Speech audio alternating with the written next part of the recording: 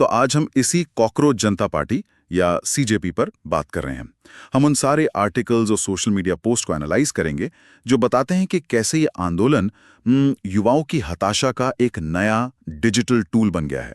और इस पूरे मामले में ना जो सबसे ध्यान खींचने वाली बात है वो इसका ओरिजिन है, मतलब शुरुआत कैसे हुई। रिपोर्ट्स के मुताबिक 15 मई 2026 को चीफ जस्टिस सूर्यकांत की एक टिप्पणी सामने आई थी। अच्छा, वो फर्जी डिग्री वाला मामला है। हाँ बिल्कुल, उन्होंने कथित तौर पर फर्जी डिग्री लेकर सिस्टम में घुसने वाले कुछ लोगों जैसे कुछ आरटीआई एक्टिविस्ट्स या पत्रकारों की तुलना कॉकरोच और परजीवी से की थी।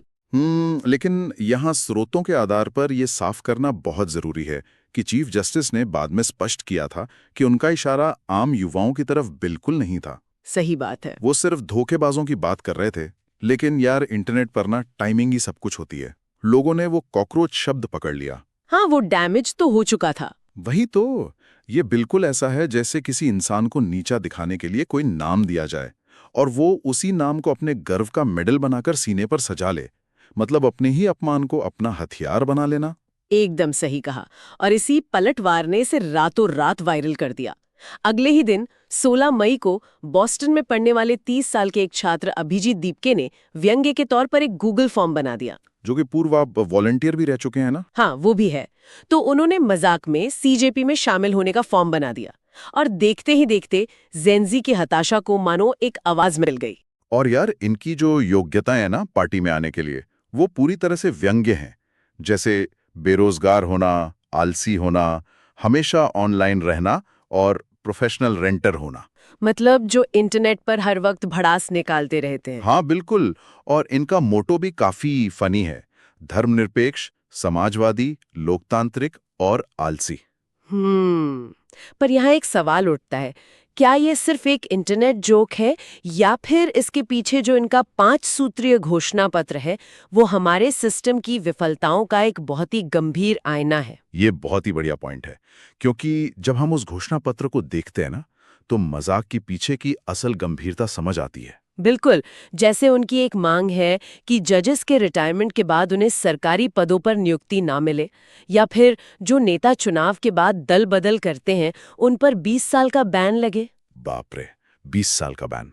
और महिलाओं के लिए 50% आरक्षण की भी तो मांग है ना? हाँ, वो भी है। इसके अलावा अगर किसी का वोट सिस्टम से डिलीट होता है तो चुनाव अधिकारियों पर सख्त कानूनी कार्रवाई हो, और नीट या सीबीएसई जैसी परीक्षाओं में जो धांधली होती है उसका भी कड़ा विरोध किया गया है। मतलब मांगे तो एकदम सटीक है। ये व्यंग्य की चादर में लपेटा गया एक बहुत ही ठोस राजनीतिक विमर्श है। और इनका चुनाव चिन्ह क्या है पता है? मोबाइल फोन, जो आज की युवाओं का शायद सबसे बड़ा और आसानी से उपलब्ध हथियार है। अरे वाह! और इसका असर इतना व्यापक है कि मुख्य धारा के नेता भी इसे इग्नोर नहीं कर पा रहे हैं।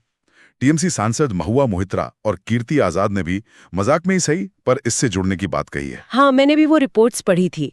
इससे ये तो साबित होता है कि पारंपरिक पार्टियां भी समझ रही हैं कि युवाओं के बीच इस नैरेटिव की कितनी मजबूत पकड़ है। बिल्कुल।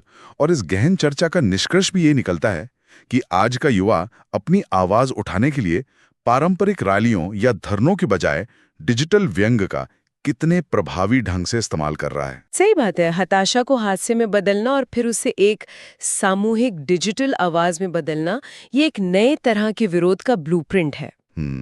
और जाने से पहले एक विचार जो मन में आता है, जिस तरह से एक इंटरनेट जोक ने इतने बड़े मुद्दे को राष्ट्रीय बहस के केंद्र में ला दिया, तो क्या ये संभव है